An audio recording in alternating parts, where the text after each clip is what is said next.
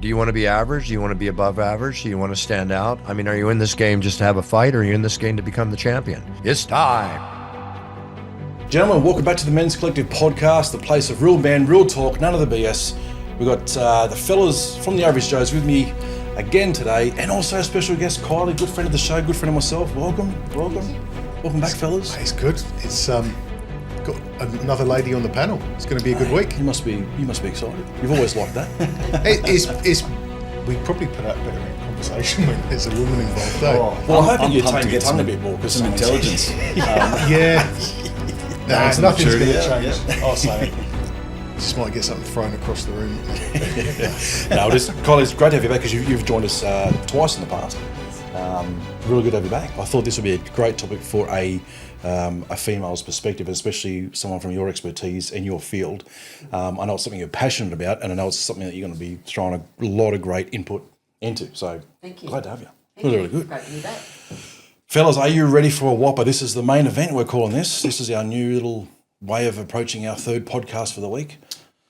You excited? I'll tell you what, we're starting off with a ripper. I know, man. Let me tell you, I haven't received the first 2 paychecks, so you? No, I get paid in lollies as usual. Leftover lollies. But, Dusty ones. yeah. Hey, you got coffee this morning, mate. What are you talking about? And I found 2 pieces of chewy under the desk, so it's a win for me. Well, Look, took my chewy. put it there last week. No, we guys, we have an absolute ripper of a topic, and I'm telling you now, it is going to rustle some feathers. Feathers. Rustle some fellas. It's probably it's going to rustle some fellas, I reckon. Guarantee it. Wrong podcast, mate. Do we give a warning about this topic? How do we start this?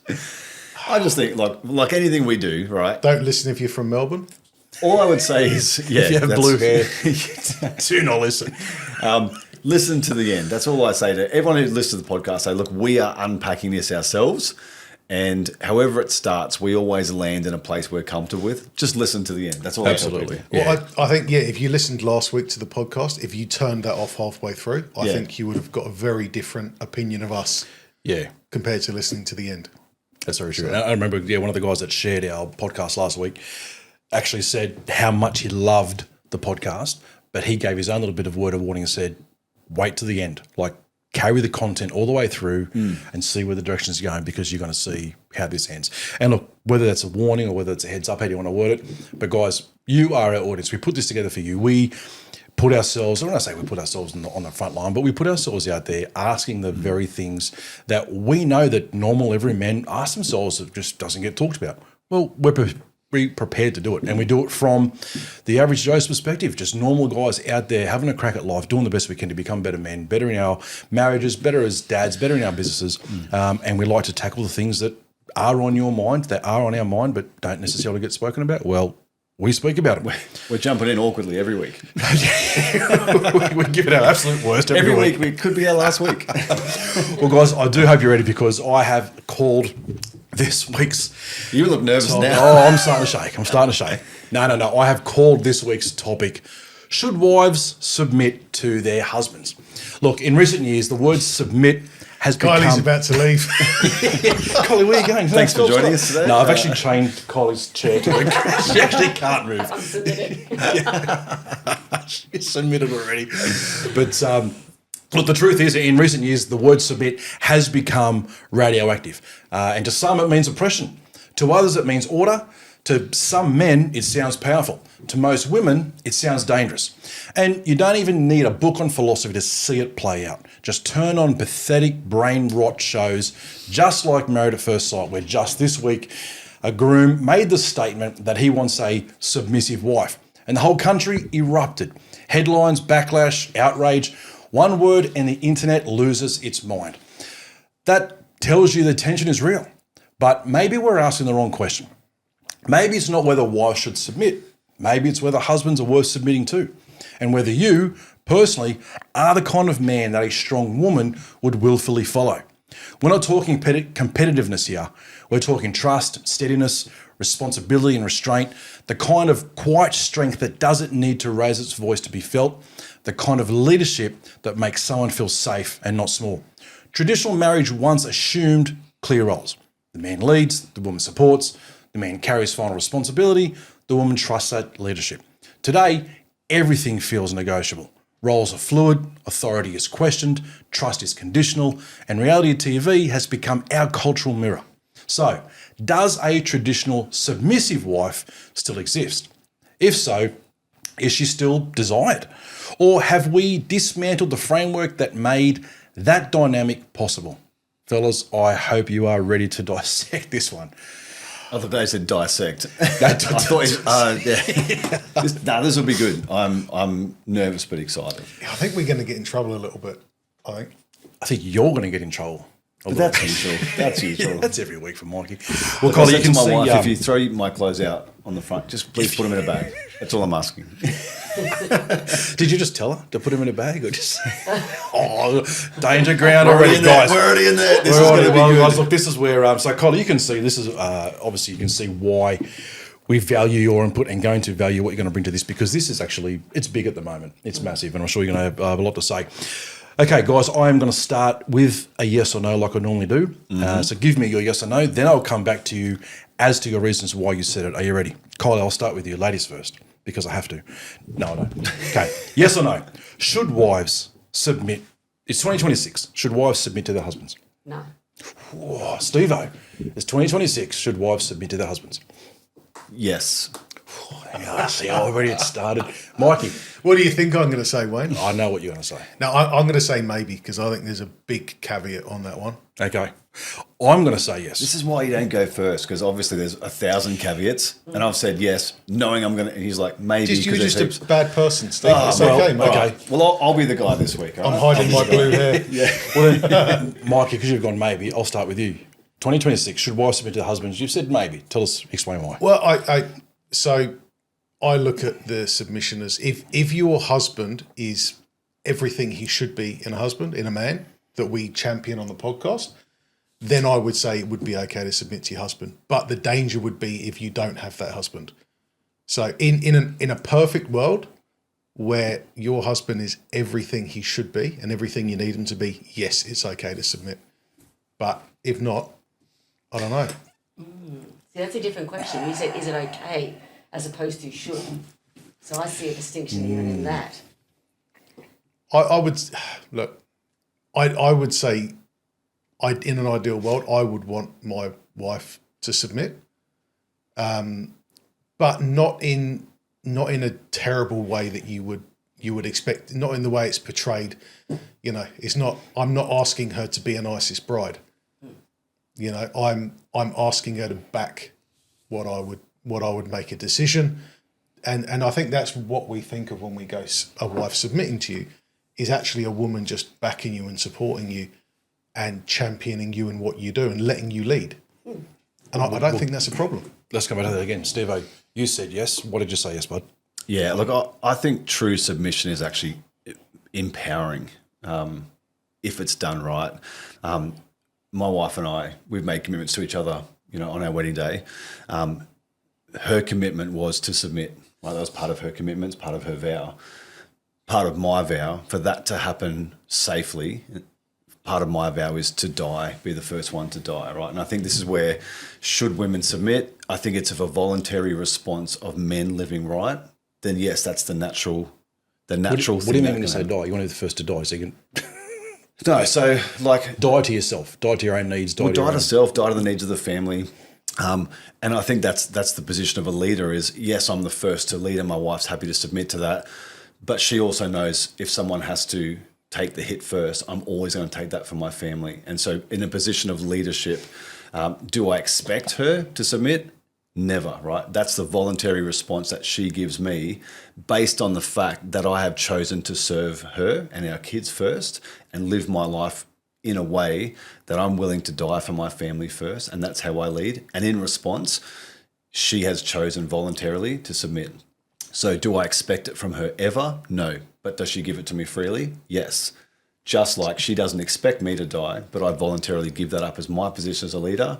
So yeah, coming back full circle, should a woman submit to a husband? I think yes, if the man has chosen to live right, then that's the natural response. And we were sort of chatting about this a little bit earlier, how severe things have gone to, like feminism and misogyny. There's no space in the middle. But if you actually look at submission, what it's the true purpose of it, it's a releasing thing, not a controlling thing, if it's done well. And if it's handled well, and if all the things around it are in place, I think it's the most empowering thing in our marriage, knowing that my position is to die first to things, and my wife's first one is to submit to the things that I'm leading. Now, does she have leadership? Awesome. Yep, all the time. There's things that I go, I'm happy for you to lead on this. Where the submission thing comes in is, at the end of the day, if I feel like there's the best route for our family to move forward, she then says, I'm happy to submit under that. Otherwise, it's not a controlling thing. So coming all the way back to, should a wife submit to a husband? Yes, with the huge caveats, so long as a man has done the first work to set up the environment for that to be powerful and effective. Kylie, I asked you the same question. Should wives submit to the husbands in 2026? And you've said no. Love to know your reason why.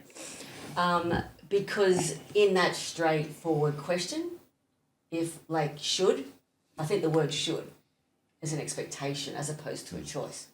So, is it okay for? I agree. I agree with what you're saying.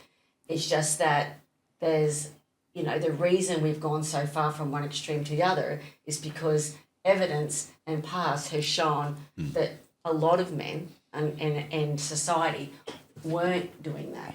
Weren't doing that. So hence people, women's welfare and families' welfare was, at a detriment to that submission. That's why we come out fighting at the gate because, we were left in a way and, whether we like it or not, men are more dominant in strength, pure strength alone. I mean, if I had a girlfriend here right now, I got her to squeeze my hand as hard as she can, and then I got you to squeeze your hand, or one of you, doesn't matter which one. It doesn't even matter what stature a man is. You give Wayne a lot of credit, please. If you squeeze my hand as hard as you can, it's very obvious, Yeah. okay? The testosterone and all the other reasons is that, and we are inherently, we know that. So we put a lot of trust in men just by being in your presence. And I think sometimes that's underestimated and probably not known. And, I learned that years ago when I was at a Tony Robbins event, when he does this whole masculine feminine thing, and he illustrates it very clearly where the natural dominance lays. And the fact that we show up and we turn up and we lay down beside you each night or whatever shows there's so much trust, more than what you're doing, in a way. So it's unfair. It's unfair already, but we know that. And we choose it anyway because, of all the goodness that men bring into our lives. So where that comes back to the question, if it's just a straight question like that, and I've only got two choices to choose off, which is kind of what I thought, it was yes or no. I didn't know there was any in the middle. Well, they're usually not, Mikey. It would be Mikey a no. crunches angry. It would be a no straight up because I don't think by default we should. Yeah. But should we choose? I believe in partnership. So my key word when it comes to marriages, relationships, is partnership. And partnership is based on free agency of human beings. Otherwise, there's got nothing to do with freedom or choice. It's back to slavery type things. So for me, having the free choice to make the decision is, hey, you've made this commitment to me. I trust you. You've proven your capability. And that's a big one. I'm not going to submit to someone that hasn't proven their capability. That's just crazy. Blindly, would I blindly submit to anyone, actually? Do you know what I mean? But do you know what I mean? That's just as a human being. It's not really a yes or no. It's not really yes or no. So do I think there's times and it's appropriate? I would love to, in my marriage, yes, absolutely. Absolutely. Nothing is more, what's the word? Captivating, attractive, and all those things when you have got a man that you can trust and you can fall and submit into their arms, into their, energy. That's exactly what that's what I'm all about with the feminine connection.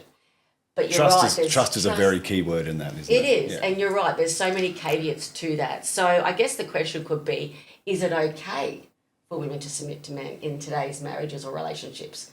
I think it is, depending on and what we're talking about. Because I think it's fair to say that there's times that men submit to women on different roles.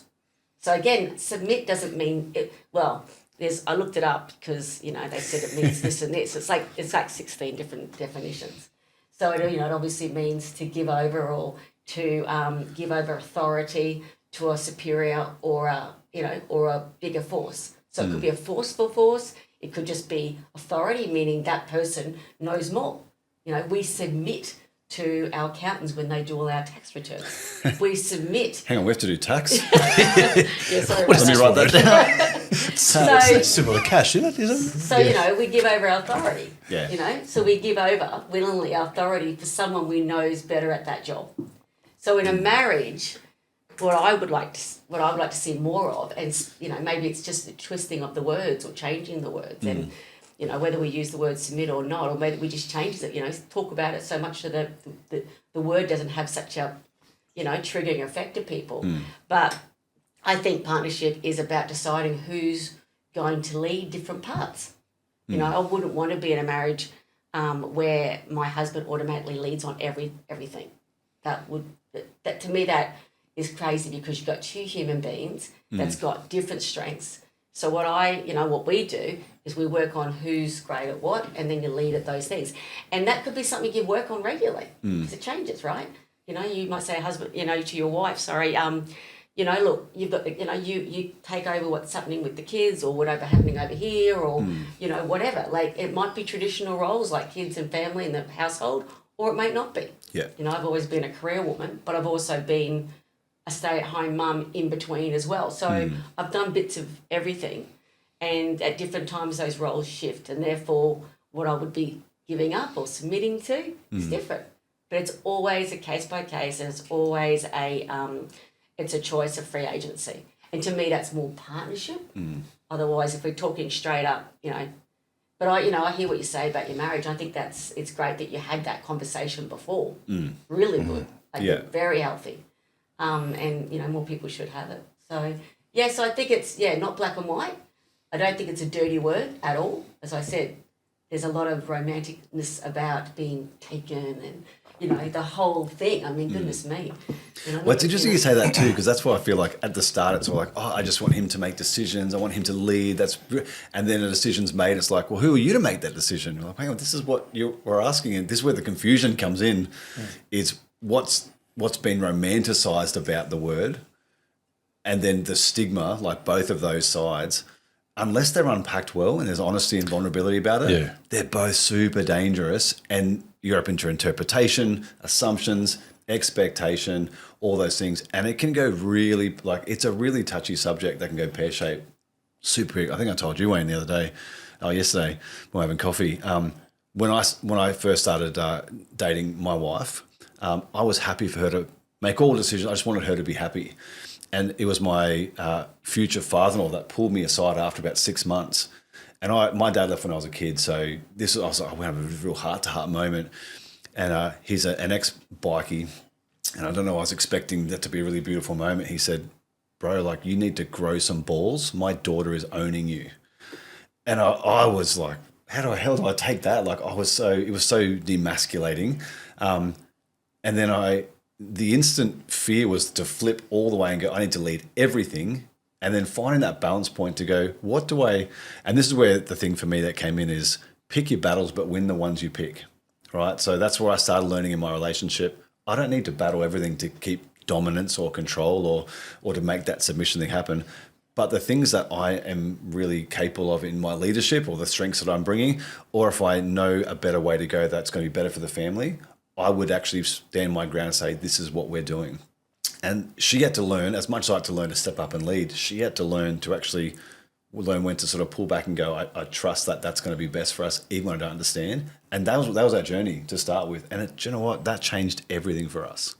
Why do you think it, I guess, Kylie, this is probably a question more directed to you in regards of representing women in general. Why is it an icky word? Why, when the word submit comes up, why do women all of a sudden do go like that? Why is it such a dirty word? Why does it repulse women?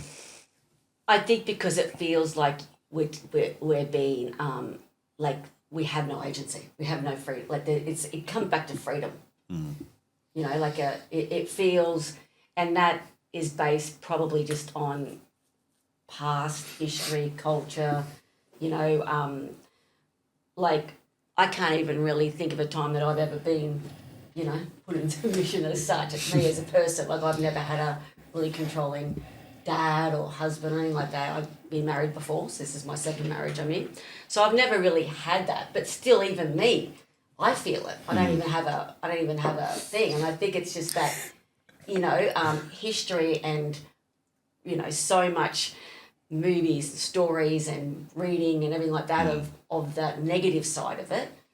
And, how hard women had to fight just to say, I don't want to do that in the household. I want to be able to work, or I want to be able, listen to me, listen to my voice, So I think we had to fight so hard to get some equality. And as we know, in many parts of the world, we're still nowhere near anywhere.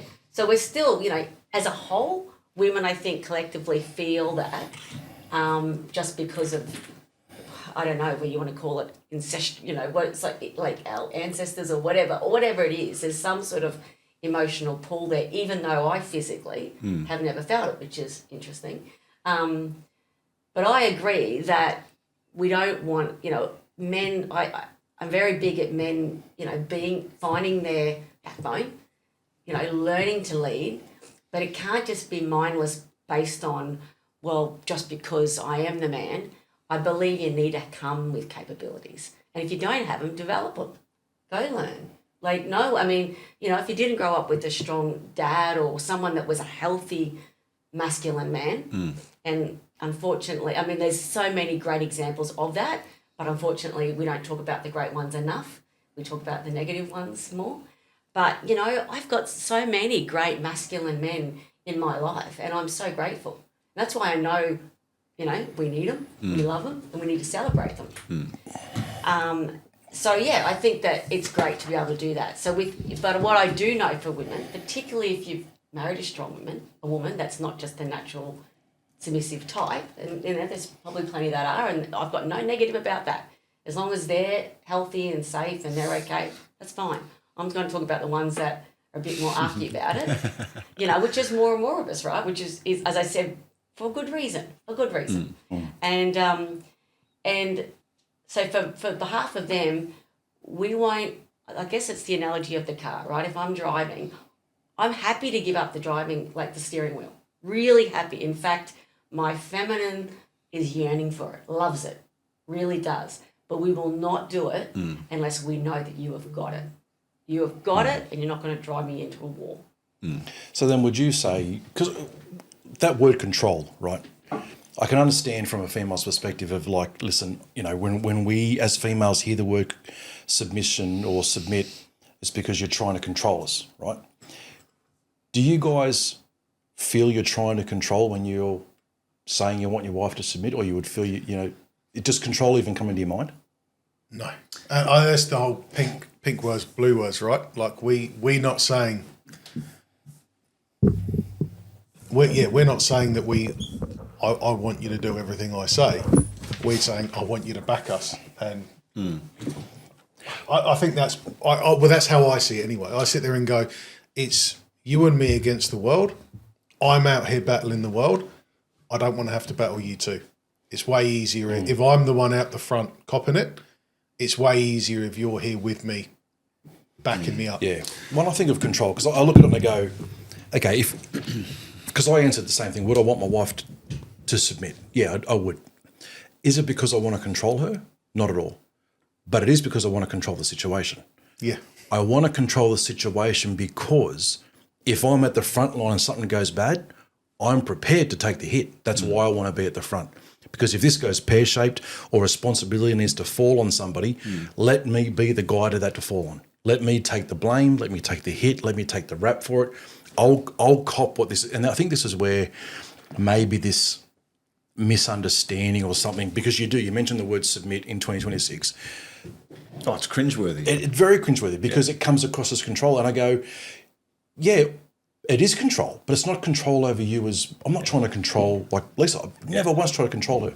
But allow the situation's control to fall on me so that the responsibility falls on me, because I'll take it if this goes bad. Yeah. See, I think this is the biggest issue we're going to face these days, anything, right? All these words we're using, 50 years ago would have been viewed differently, right? But we say submission, cringe, right? Why? Because it feels like there's an element of control, cringe. Why? Do you know what? We talk about responsibility as a leader. To have responsibility effectively, what do you need? Control. You need control. Absolutely. Right? So is it negative? Absolutely not. It's the thing that actually allows us to lead the way we need to lead. And so it's the virtue signaling, it's all these different things that we go, or I don't want to use the word control. It's not a bad word. Like anything. Money can be bad in the hands of the wrong person, right? But money is not inherently evil. It's the person controlling the money. Control, submission, all these words. This is why it's not touched. We go, control. Like, we don't want control. I do want control, but in a healthy way. Why do I want it? Because it allows me to be responsible to lead. And in my leadership, what's my leadership style? It's servant leadership. I need control really to be able to serve my wife. And when we put it in the balance and the context of everything we're doing, I'm not going, I want control. Let's finish that. I want control to be able to have responsibility, to lead my wife, to be able to serve my wife the best that I can. Once it's now come full circle, because she said to me yesterday, she goes, what's the topic? I said, wives submit to your husband. She goes, oh my gosh. She goes, you're going to get murdered. And she goes, I believe we should. That was the next one. I believe you should. But she goes, just because this is the topic, she's like, I don't want to. She goes, I want to hear it, but I don't. Like, it's like watching a train wreck. That's how she feels like this is going to be. Why? Because there's so much language around the things that should be normal, powerful, everyday common language, but it's all taken out of context because that's what our world does these days. Yeah. We find ways to make things sound bad, victimize things, all this sort of stuff. The reality is every word that we use is going to be cringeworthy because we've started with, should wives submit?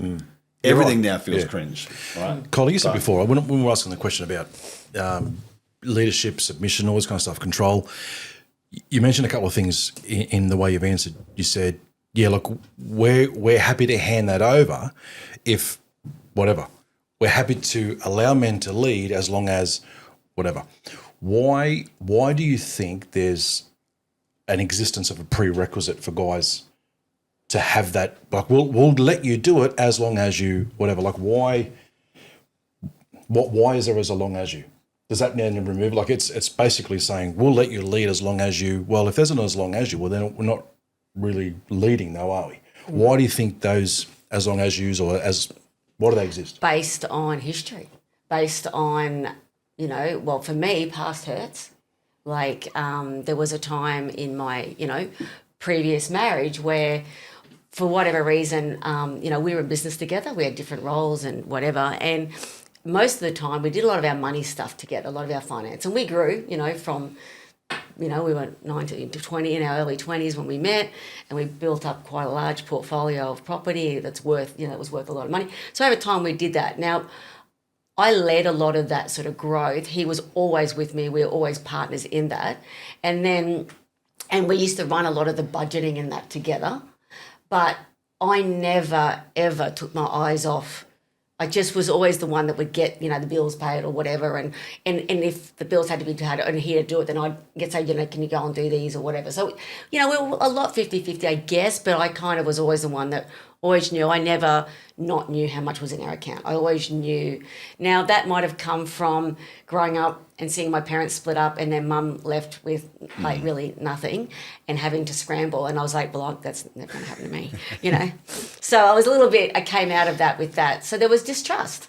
You come down to it, I couldn't rely because when they said, so then what happened with ours, once my workload at my company, at our company, got bigger for me, it got a lot bigger. And I was really stressed. We had a newborn baby, a 3-month-old baby. That was the third child. So, pressure was on.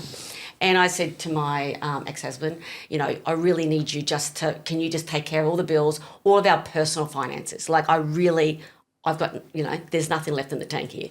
And no worries. Okay, I just thought, this is the way I do it. You don't have to do it this way, but I used to do it old school, like a ledger book. So I could because I'd forget what I'd paid, And so I'm like, I paid that one, and when did I pay it, and what account I paid it from. So it was a bit of a ledger. I said, that works for me, but, something that you can keep track. Okay, so off it went. Anyway, and then after 2 months or something happened, then I realised, and I went looking and I can't remember, but it turned out he'd spent money on things they didn't know about. Toys, men's toys, whatever. Bastard, And that's fine. But again, we didn't know it. But then what happens, it left us short in one of those accounts, and then one thing bounced, and then I found out that, one bill was paid twice accidentally, and there was things that just kind of went pear-shaped. And then I had to jump back in and kind of unravel it all. And I lost the trust, I lost the faith. And we ended up having quite a big argument over it because what he'd bought and what he'd done and without any, and he said, well, if I asked you, you would have just vetoed it. And I said, well, maybe. He goes, oh, you would have, And I said, well, it depends. That money, was that surplus? And was that fair to go to your thing rather than a collective family thing? So, that was a personal thing. But what I'm saying is that's the sort of stuff that then led me to come back down. I can't take my eye off the ball. I can't, I can't just let you lead like that because I don't want us to bounce on our payments. I don't want us to end up in trouble. So for me, that's where it's come from. I guess from kind of my dad in a way, even though he wouldn't have meant it that way with my mum. Yeah. I can see now there's two sides to the story. Even with my husband, he genuinely thought, he was, not doing that big a deal and whatever. But what it did to me was unsettled my certainty, my trust. It unsettled me. And so therefore, even now, in my new marriage, my new husband doesn't run our finances. We run our finances kind of still separately in a way, and we, come together on certain things. But would it be nice just to go, and you know what, my husband now, 100% I would trust him with my finances. Because, he's a finance guy. That's his background. So, you'd hope there's trust. But also, I also know he's got the capabilities. Was it unfair that I even asked that of my ex-husband, and he might not have even had the capabilities? So I guess it's. So I know what you're saying. You're like, submission means if it comes with all these rules, then it's not really submission. Well, again, if you're choosing someone that's strong, that has got a level of intelligence and awareness and skills of her own. Do you know what I mean? I think it would be the same if I flipped it back to you and guys said, okay, if we were to join things and you were to submit to some things to me, you would want to know that I'm capable of doing those things. So, what's interesting though, listening to that, Wayne, who pays all the bills in your house, mate? Every single one comes to me. No, I don't even see them. Lisa does it all. That's the point, right? You want someone who's going to be completely submissive. You've just said, I wouldn't do that. I couldn't do that. You do all the finances. Lisa does all of Wayne's finances, but it still works, right? You still submit. So that's, I guess, what it says. Yeah. So that's a good point. Yeah. So where we talk about be submissive, if you broke, the relationship or the household into categories, are we talking just submit to all of them, or are we just talking to? And I know I'm getting in the weeds here, but I think it's important because if women saw there's that level of thought behind it, maybe we go, oh, okay, I know what you mean now. You don't just mean submit at all costs like we talked about in the 1930s and 40s where women weren't given any money and they were, weren't taught to drive and, do you know what I mean? Like literally had, we were submissive because we had nothing, you know?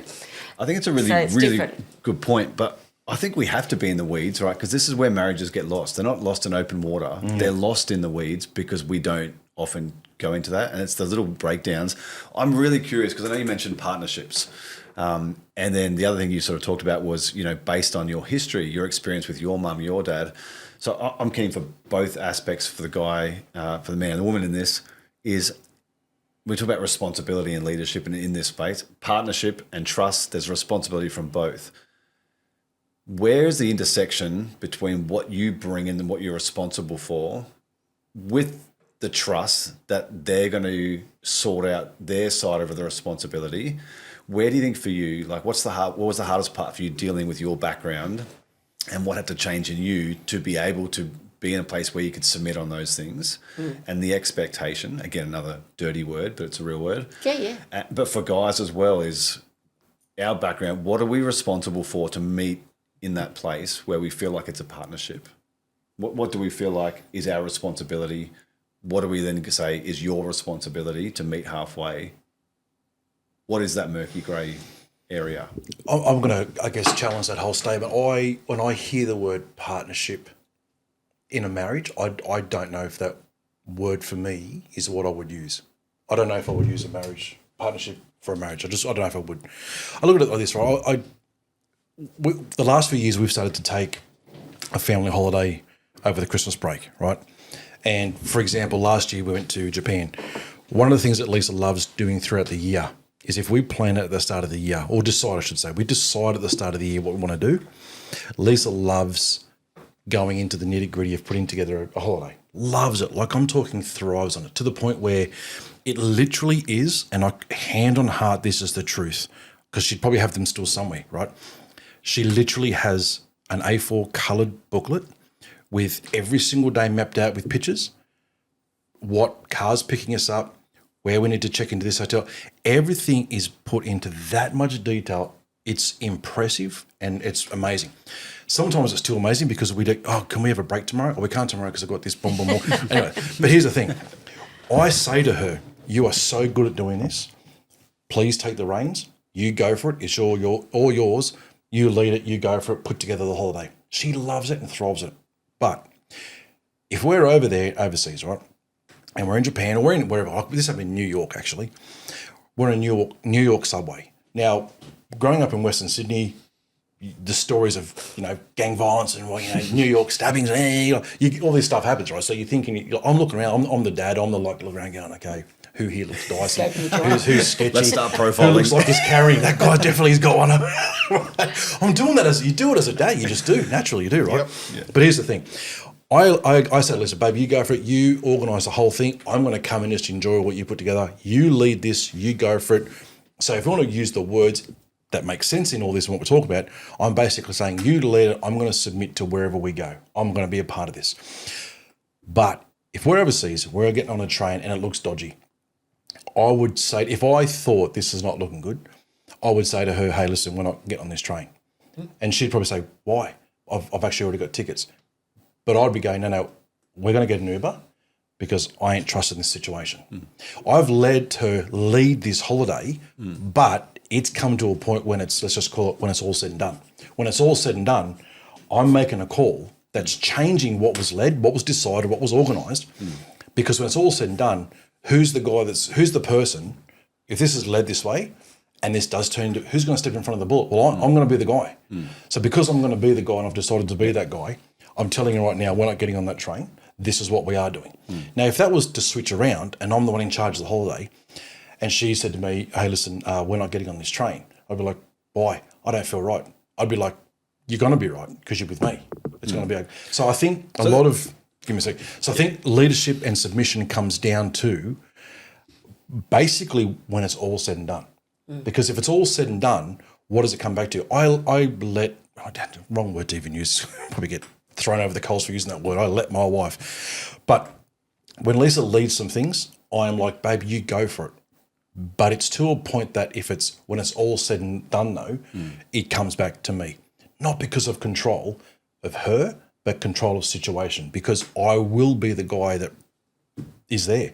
So I think when it comes down to submission, I don't know if it needs to be, I don't think it's an earned thing. I don't think it's I think it's if women understood the extent men are willing to go to as to why we want to and have that natural feel to lead and have you, listen, just fall behind me, I've got this. It's because we're willing to put ourselves on the line to take the fall. Do you think that's because of the type of men we are, though? Yeah. Like you look at the men out there that we would joke about, really. You look at the weak one who would just sit in the background. And I'd say we all know one. I think instinctively, I've got 4 names in my head already. You're one of my 4 names, actually. I don't know why you've been here. 3 of your 4 names. You're trying to train me to get better. That's why I'm here. That's why you're here. I'm taking so many notes. Right? I think you've hit the nail on the head. I'm taking minutes. I'm sending them to you now. No, but I see what you're saying. But instinctively, though, because we always say, there are men we look at and we go, mate, like that guy's not masculine in any way or doesn't look like he could even defend himself, let alone protect his family or whatever. But instinctively as a man, we have that ingrained into us to be that. But yeah, there's names that come to mind where I go. We all know a vegan line. Like.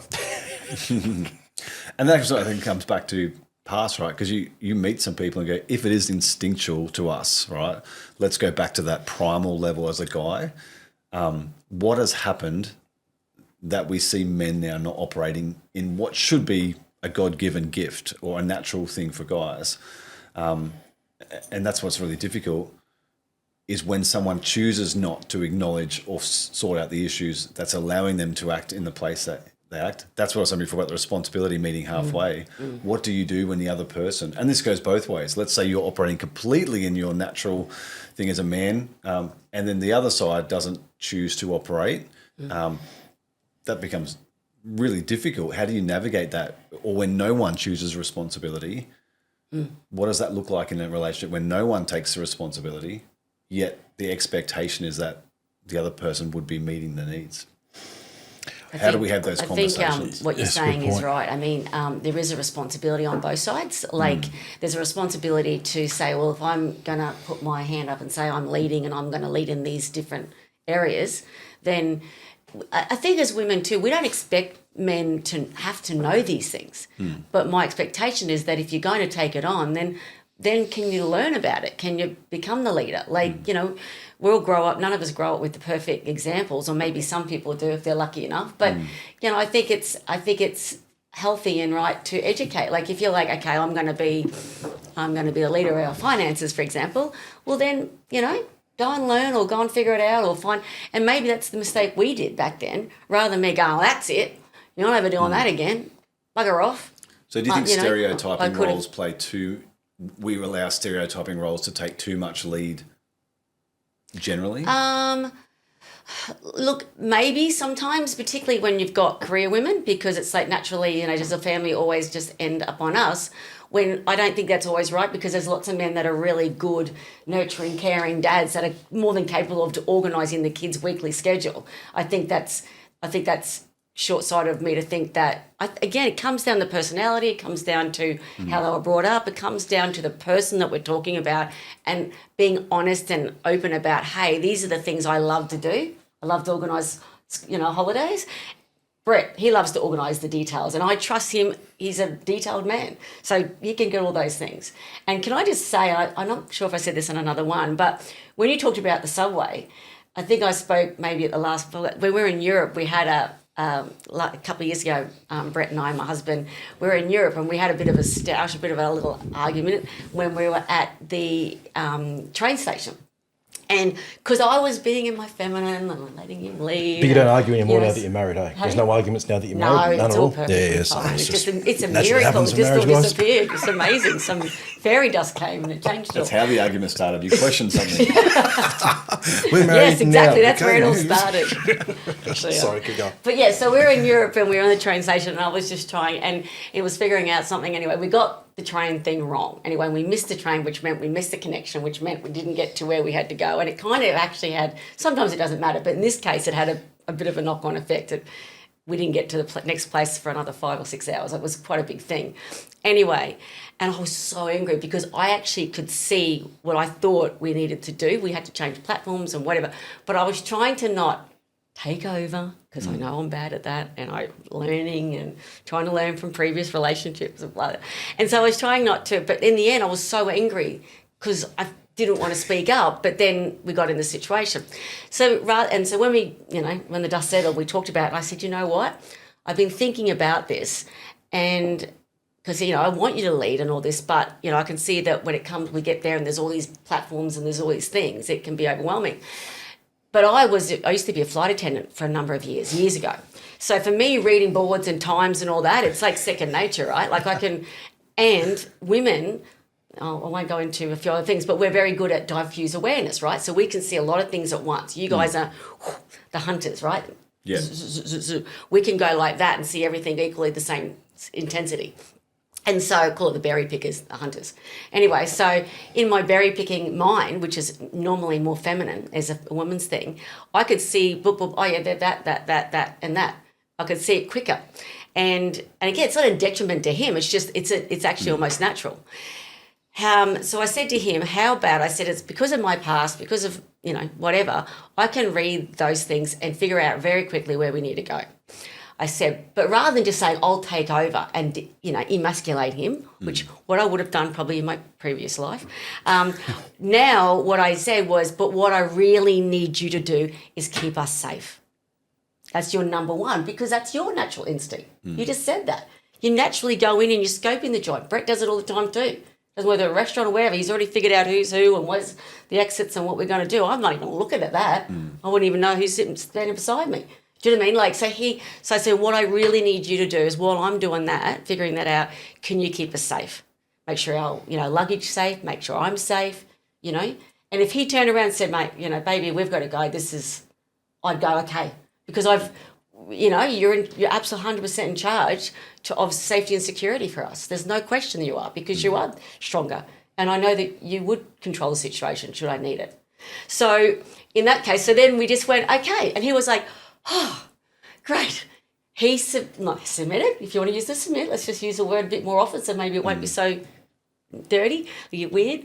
But he just, said, okay. He released authority, if you want to call it that, or control, over to me. So when we got to the next one, he's like, righto, baby. As soon as we walked, he goes, right.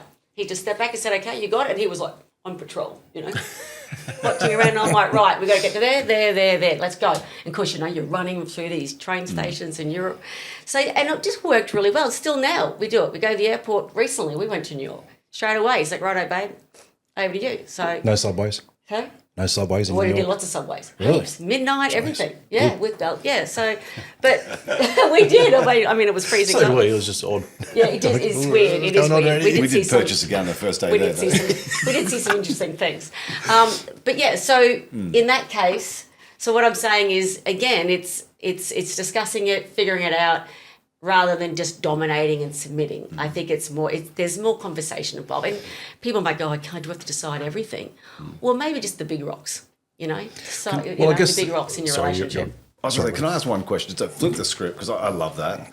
From your point of view, Mikey and Wayne, let's go from out of our relationships to move to your daughter.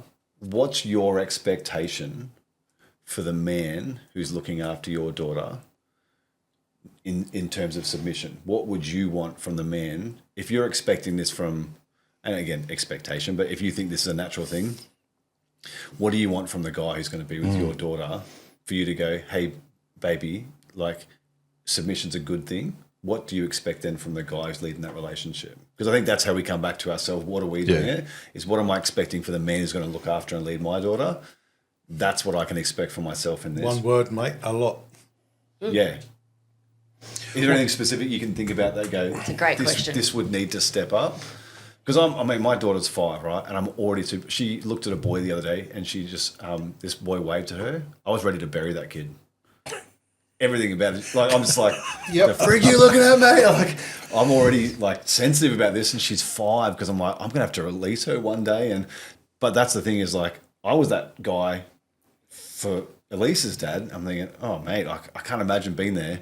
But if we're going to talk about this, what are a couple of things that you would go, this is an expectation straight off the bat for you to lead my daughter well, for her to be someone that submission is a commonplace? What are 2 or 3 things off the top of your head? I actually have a story. Lisa and I were married for about 2 weeks. And we had this argument. It was a big enough argument for her to see, we're around 20 years old, right? So very young still, right? So you react instead of responding at 20. We had this big argument, 2 weeks. It might have even been 1 week. I think it was 1 weekend. Anyway, so we've got this little apartment at Kingswood. We've had this argument. She's gone, I won't use the word home. She's gone to her old home because I'm now her new home, right? She's gone back to her old home and her mum and dad are both there. She's gone back and she's crying. Tears, waterworks gone, blah, blah, blah to her mum. Now, her mum's done what the compassionate, emotional side of a woman does and, oh, come in here, darling, blah, blah, blah. And this is where I give Graham, which is Lisa's dad, I give him a lot of credit for this. And it has played on my mind ever since. I think it's an amazing story and I respect what he did. He's come in and he's like, sweetheart, are you okay? She's like, yeah, blah, blah, blah. And he goes, okay, enough. You need to go home and have that conversation with your husband. And she stops. She's like, no. And you can see Lisa's mum like, no, this is where we need to nurture. And he goes, no. He goes, tell me what happened. And it was something about the washing, I think it was, by memory. Something about the washing. And he goes, okay, so what did Wayne ask? Oh, something about this. And he goes, okay, well then you need to take what you've got here. You need to take that back home. This is your husband. This is what you're trying to build. You need to take that, this energy, this whole, whatever it is, take the back and you have that with him. And Lisa and both mum are both startled.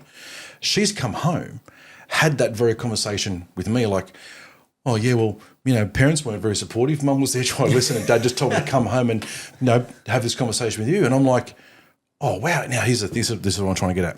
What that did to me as a 20-year-old man who's now 1 week in marriage was like, oh wow, like I haven't just moved out with a girlfriend here. I've stepped into a marriage. Yeah. And we've had a big enough conflict for her to race to her old home, was sent back to me, not to submit, but to have this conversation and have this sorting out, not with anyone else, but with me.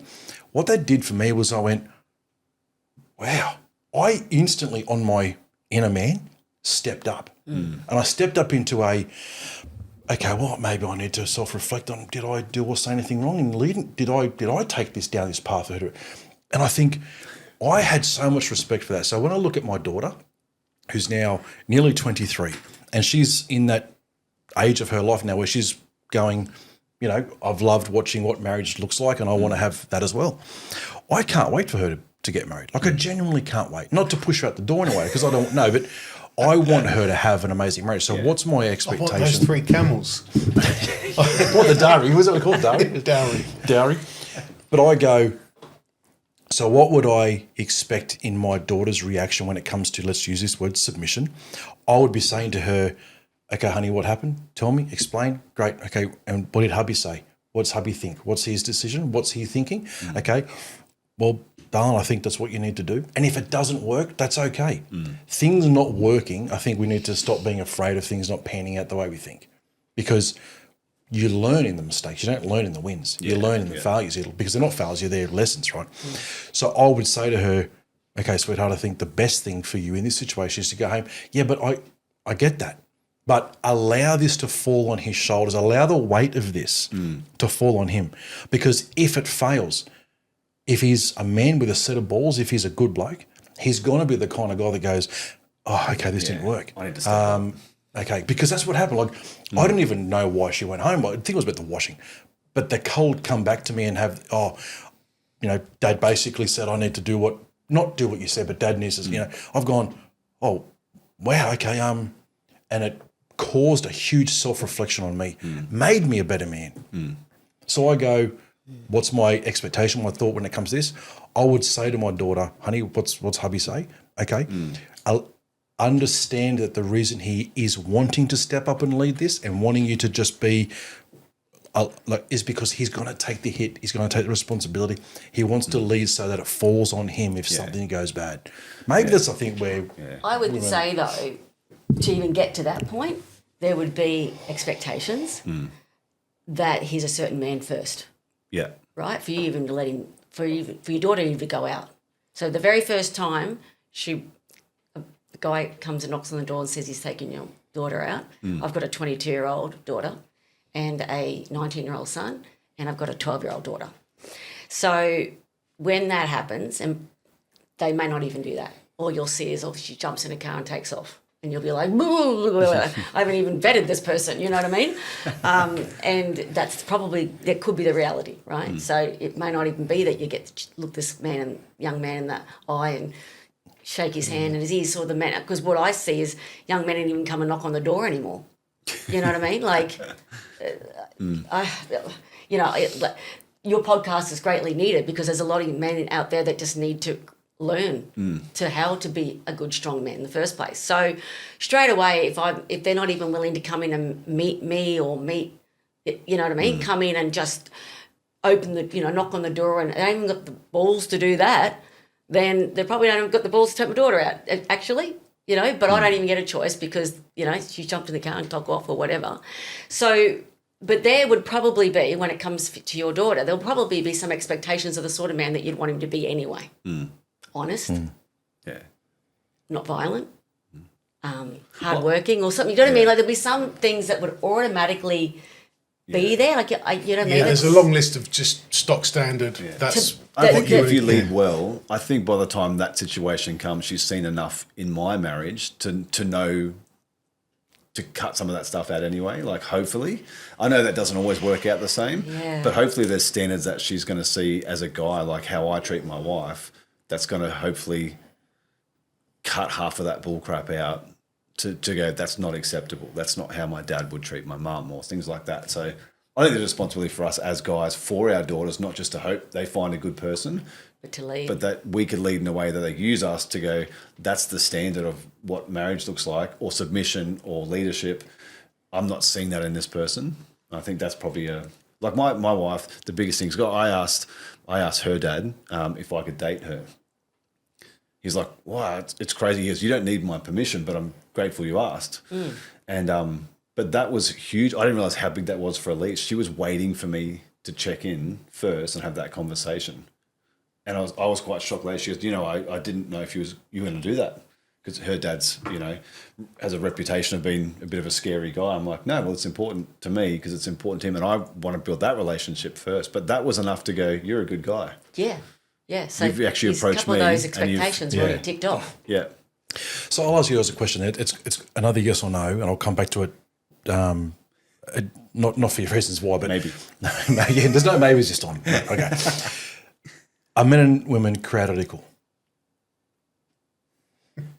Context for Kylie? that word. Are men and women equal? We're equally important, but we're not created equal. Okay. Steve, are we equal? No. Mike, are we equal? Nope. Okay, so I agree, not equal. All four of us have said that men and women aren't equal. So then what qualifies somebody to be a leader and for somebody else to be the one to submit? If we're not equal, what are the what qualifications that puts that person as a leader and the other to submit? Well, I go back to what I started with, is it's not an all and everything case. I think. But is it not but when it's all said and done? Because if it's all said and done, we sort of like the whole training thing. Would it be the more masculine of the two characters? Like I was just sitting there Yeah, going, yeah, that's actually right. Yeah. It's a masculine energy, but does it always land on the one person? yeah, because That's when actually you a were good thought. That's asking really good. about, So yeah, you're right. It's a masculine. what would you want trait. your daughter's husband to be like? My answer for each of my daughters was different, based on what I know of them or what they are right now. What their own strengths are. Yeah, where I've got two daughters that are very, very carefree, and I've got one that's really, really strong-willed. And I go, the husband that you would want them to see them be the most happy would be very different. Like you couldn't. Yeah. There isn't a one size fits all. And it couldn't be one man that comes in and goes, well, I'm just going to take care of everything and you've got to submit to me. Like it's not I don't think it is I really don't think it's that. I don't think it's that black and white. I really don't. I'd be nice and neat if it was, but if I'm honest, I think you'll breed resentment if there was. I don't know. And I just want to go back to the daughter thing too. I wasn't sure if I was going to say this, but I think it's really important. And these guys know this, my daughter came out of a domestic violence situation at the end of last year. So she had submitted to a lot more than I ever dreamed that she would. She was raised a strong girl, fiery, strong, and I never, ever thought that was even possible on my watch or on her dad's watch or Brett, her stepdad's watch. I didn't know. So that's why we have got a responsibility to be really clear about this. Yeah. Because if they're young of mind, and my daughter was still quite young of mind, and even though she's strong and knows the difference, she's still, submitted in ways that physically put her in grave danger, and I mean grave danger. And so, we're talking about these things, and you guys are all really healthy, masculine men, but it's so not the actual reality. Yeah. Unfortunately, I would like it to be, and I think the work that you guys do, and hopefully what I can contribute to, is that we need it desperately more to be celebrated and for men to have a version of what that looks like. So I love these conversations. So, But it's not the reality that we live in at this moment. yeah, it's so true. This may derail the whole podcast, but if we've all agreed that the best leadership response comes from a masculine energy, I thought the same thing. why is there such a push to have equality in leadership, or that the assumption that men are better leaders generally is so frowned upon now, and actually now moved away from the thought that men should not lead just because they're men? If the agreement at the back end is masculine energy is the best form of responsibility to take that lead, is it wrong just to say men should lead generally? I would say that, obviously, I would say yes. But I think, we've brought a word into this that I didn't think this word would even be brought up today, but that word masculine, it's made me rethink a lot of things. I'm now thinking there are times, because when we had you on, Kylie, a couple of months ago, we talked about the difference between masculine and feminine energies, masculine and feminine roles, and where sometimes it's actually important. Not that the roles switch, but there are times when men fall into their feminine, and there are times where women fall into their masculine. And can that accompany a relationship for the better? 100%. I've seen it in my own. I've had the conversation with Lisa where I go, babe, there are so many times where I see you step up in your masculine. And it's not so much it's conflicting, but I see it work out to good things. And I go, that's fantastic, right? One of the things I say when it comes to for business, there's a lot of business decisions that I say to Lisa, no, you don't decide that. And the reason being, and I've had this conversation with her, is I say, when you make these decisions, you're making them emotionally. These need a logical decision made because the outcome needs to have, it needs to be along the line of here. So when it comes to these kind of financial decisions, I don't want you to make them because you're coming with so much emotion. And when you're emotional, if you're feeling good, you'll make that call. But if you're feeling bad, you'll make that call. Whereas logic goes, well, mathematically, 2 + 2 still equals 4. We can't, But what I'm trying to say here is that when it comes to masculine, I wonder if it's a matter of submitting to the masculine, not submitting to the man. I think that's the distinction. Yeah, that's a really good. I had not thought of that. Which that's really comes good. back to partnership again. I know you sort of said you're not sure, but that is the partnership, is who's presenting that for the moment that needs it. And there's submission on both sides, really. Well, it's it's leadership really and good. receiving, right? So leadership and receiving. So submitting and receiving, masculine, feminine, in a lot of ways. Yeah. So when Lisa leads and takes control of all the organisation of your holidays, and you're like, well, I'll just go along with her, let her do it, then you're receiving. You're receiving, you're okay with that. So, and again, I've talked about this before, I'm a receiver. you guys have got a healthy... We knew that. I was waiting for you to come out with. I'm going to say You this knew Wayne again. was a receiver. Oh my God. I've been waiting 40 minutes. 40 minutes for that. Out there, mate, they all knew. You're a receiver. It didn't even need to be said. Sorry, got to go. Oh no, I hit myself talking for that one, sorry. But I've said this to you guys before, and I don't know, you got a funny reaction from it, but you guys are actually strong in your feminine. And the reason... Preach, girlfriend. Because... I am not. Because you collaborate, you talk about feelings. They're all the things that used to be back in the 1930s and 40s, and they were frowned upon, and men weren't allowed to, and then they were shamed for it, and we were worse people back then. We weren't the best version. We've evolved. I'd like to think that we've all evolved. We've all grown, we've evolved, and it's okay now to give your son a hug and tell him you love him. Like, that's okay. Many years ago that would have been like, you're a sissy, you're making him a sissy. We all know that's not true now, right? So embracing both. I mean, I talk about Tony Robbins, he's one of my mentors.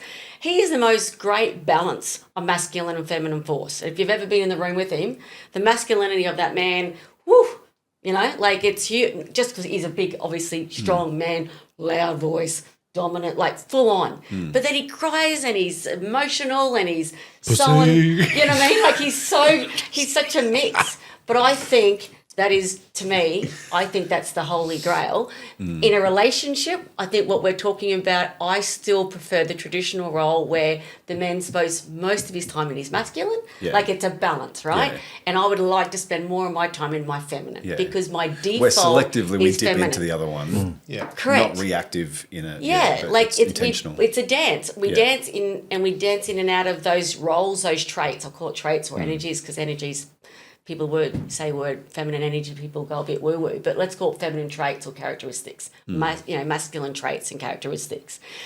The thing about being a good human being and to be in great partnership is to learn that dance and learn the dance with your partner. So or your husband or your wife. So, she's good at this, great, let her do that. You're good at that, great, let her do that. When all's said and done, yes, you're majority in your masculine.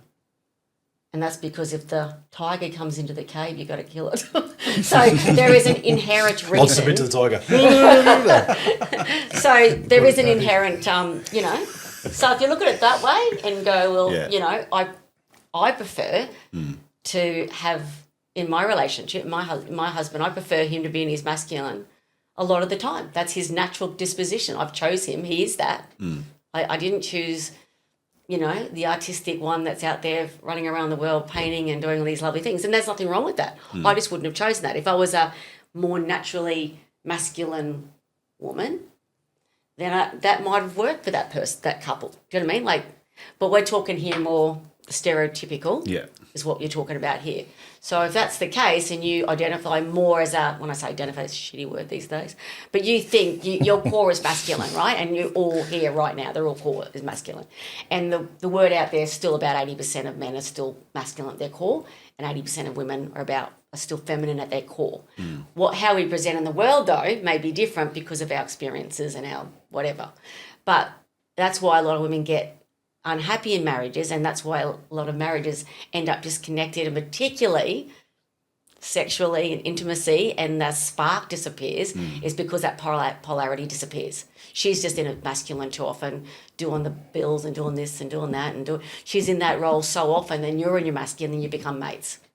You need opposite, and you need the opposite to have that, to have the desire, to have the spark. And so it's important to get the balance back. And so this whole submit thing, I think, is a great conversation. But yeah, I think there's just so many, caveats to it, and so many things. So all that said and done, is it okay for a man who wants to be the leader, who wants to find a submissive wife, is it okay for the world to pull him down, or should we just hold him to a higher standard and see if he steps up to it? I don't think we should pull him down. I think we just need to give him space to go, what does he mean by that? And then, let him step up and find someone who wants to be his opposite, his yin to the yang. Because there's women out there that don't want to have a career, that don't want to take care of the finances, that don't want to do that, and just they want to be that more full-time, nurturing, feminine being. And that's nothing wrong with that. As I said, who knows why I was the way I was and wanted to be more independent and have my own, but probably because I saw, what felt like the rug be pulled under my mum, and so that scared the bejesus out of me, so I become more independent. But I don't want that to be frowned upon or a masculine man to not look at me. What I would like is for him to step up and go, what does she need to be in her feminine? This woman over here might need 5 things. This woman might need 16 things for her to feel feminine. So then so it's just matching your partner if it's who you choose. Instead of then using the phrase when it's all said and done, if we were to reword it and say, if you took the weight, you took the responsibility as a whole, if you combined all that, do you believe that it predominantly should fall to the man or predominantly fall to the woman? Well, I'm going to go back to partnership. So evenly spread. Maybe not evenly. So predominantly then where should it fall? If it falls to the masculine. Well, okay. If we're talking masculine, feminine, I would say the feminine roles, the feminine needs of the union, of the family, and that would be the nurturing, the caring, whatever. Whether it's the man or the woman does it, the feminine needs to lead that part. And when it comes to the the masculine parts of the union, of the group, then it absolutely needs to be led by the masculine. There you go. So predominantly. Well, I guess... I felt like I just watched a little bit of politics there. I was like Albo giving a speech about... Oh, God, I'm not I'll ask Albo. it this way. Don't wanna be Albo. Mike, if I said to you, mate, the responsibility, the weight, the pressures of the family unit falls on you as your responsibility, how do you feel when I say that? Just a one word or two, like feel good, feel bad, feel empowered, feel like, oh no, it's all on you. How do you feel? Just feels like another day, mate. Steve, if I said it to you, mate, it all is on you. How do you feel? I want that pressure. Okay. Kylie, if I said to you, it's all on you, how would you I feel? don't want it all. Did that not answer the question? We thrive on it as men. Yeah. I want that We responsibility. want it. Yeah. There's part of me that goes, And great, I put it on wanna me. say- We do. In this I'm room, hoping we do. most guys would, yeah. I think there is probably these days, there's a lot of young guys who have taken on this, you can be anything, do what you want to do, do what feels good. And they're embracing the easy. And I think that's the difference. No one around this table has embraced easy consistently through their life. We would have all had weeks of easy and take it easy. How many men do you know that, I'm going to put this out there, this will throw a cat amongst the contingent. How many men do you know that don't support the children that they don't currently have full time? Like fully take responsibility for them willingly, like fight to actually make Still them married, do- or are you talking like a separated? No, separated. So they are fully still, financially step up to the plate willingly, not under duress. I don't know that many people that many. are separated, but And yeah, there's that. the ones I know of do support. The one I know would be one particular I think of from a long time ago that I knew when I was growing up, and my opinion of that guy is this big. Yeah. It's embarrassing. That's one of the If you have to be asked. yeah like that. That's contribute to your that's kid's one of the life. things that we probably one of the reasons why we struggle with this so much is as men we used to actually hold each other accountable. There was the patriarchy wasn't so much about controlling the women. women. It was about controlling us. We controlled each other. There's a system here. If you don't pull your weight, you're going to pay the price. And I think the ones that we would talk about that don't pull their weight, they're the guys that have they've not had to be held accountable, so they just do what feels good. Well, there's lots of, there's unfortunately more men that I hear, certainly amongst female sort of single friends of mine or younger women, like my daughter's age group and all that, where the men aren't working full time or they're working part time, and the women are the ones doing more of the providing.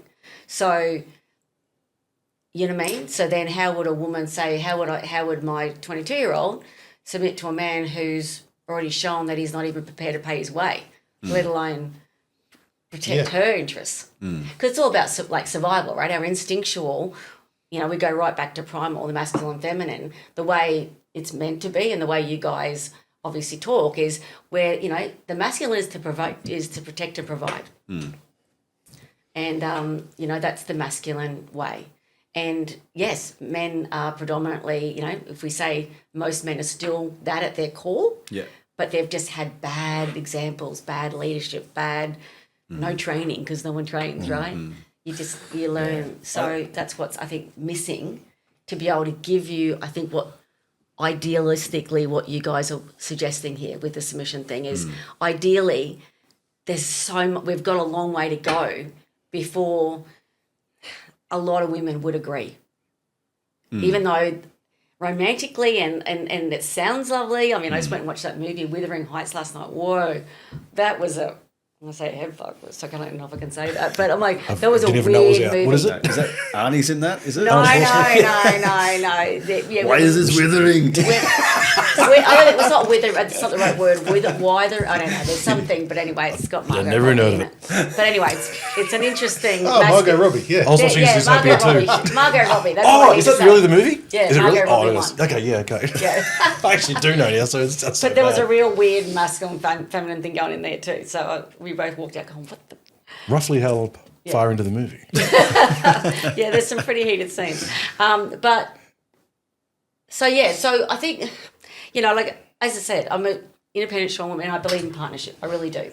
I believe that the masculine, as I said, and I think I've said this before, when I'm in my own world, in my own businesses and all that, obviously I've got to lead and got to do all these things, which is very much in my masculine. I love it on the weekends or at night when I don't have to be there. And I'm very happy when Brett leads. So it makes the decisions, hey, where we're going to go for dinner, I don't know, surprise me. Not, oh, I don't know, what do you want? I don't know, what do you want? Oh, indecisiveness drives me mental because we have to make so many decisions all the time. We get, I call it decision fatigue because we have less testosterone and therefore, we can do it very successfully, but we get more worn out. So, so one of the ways to protect your woman's femininity, if you want to look at it that way, is to be the decisive one. But that doesn't mean, bulldoze and take every part of her free agency away. It'll mean, hey, we're going to have dinner tonight. I'm thinking this or this. What do you think? And she could throw a thing in and go, yeah. You can take her opinions in and take it on advice, but don't be derailed by that. Well, I think that's leadership 101. Yeah. Leadership that's autocratic, you don't get any other opinion, that's dictatorship. Correct. All leadership is looking at the needs of the things, getting opinions, whatever, but still having the capacity and the autonomy to go, well, I'm making the final decision. And I think that's all you're alluding to before is like, I'm happy to welcome all the input. At the end of the day, we'll go back to that phrase, this is the decision I feel it's best for our family. And I think coming back to that autonomy to go, I am going to make the overarching decision. And if it's your opinion, great, let's support that. Let's lead with that. And I think building that, I think that's kind of what you were alluding to before is I'm happy to welcome things and yours might be the best decision and we'll run with that. But having the ability to make that overarching opinion, bring in that input, bring in the things and to say, I think this is best based on what I've got. And that's where I think this goes pear-shaped as people go, I've decided. And they go, what about you? Like, no, I've decided. It might be the best thing in the moment, but when you've unwarrantedly rejected them to give a voice, that's when we get the unsafe. But I think the responsibility then falls onto the women to then let it go. Like if you've said, no, honey, you choose, and then he chooses and you go, no, you can't do that. You just said. I think that's huge. Because I've done it. Can you put that in writing? So gonna make a reel out of that. 37 reels. How much the marketing budget on that one was? I don't care. It's unlimited. I've just applied for a new card. There you go. I said it, and I know Brett's going to go. Brett's going to write that one down because I'm guilty as charged too. Okay, so that's where I do rely on him to step up and go, honey, no. Yeah. You gave me the choice. I've decided, sorry, we're having Chinese. Oh, but I don't feel like Chinese. Too bad you're having Chinese. Yeah. I'm okay. I've got to learn, and that's part of my education and my growth, is I said that I wanted a masculine man, so I'm going to have to shut up sometimes. It's hard. Wow. Right? And I'm going to say that I fail at it sometimes. And I've got to trust that he goes. But I said not like that, but honey, no, I know what you just said, but sorry, I got you. I got it. So submission really is a gift that you give your husband, not something that's taken from you. Correct. It's a gift that you give because you've empowered him to be the man that he's called to be. Yeah. Yeah. Yeah. And so it must be treated as such rather than an expectation. We went deep. We said we were going to go deep. We've gone deep. There you go. Guys, look, hopefully you saw that this conversation isn't about dominance, but it's about discipline. The phrase, wives must submit, only carries weight if the husband carries the weight. So men, don't argue for submission. Become the kind of man a strong woman would trust. Protect, provide, and lead. Start with yourself. We'll see you next week, guys. Thanks for joining us. Thank you. Pleasure. Absolutely, Ripper. Thanks, Kylie. Thank you. Brilliant.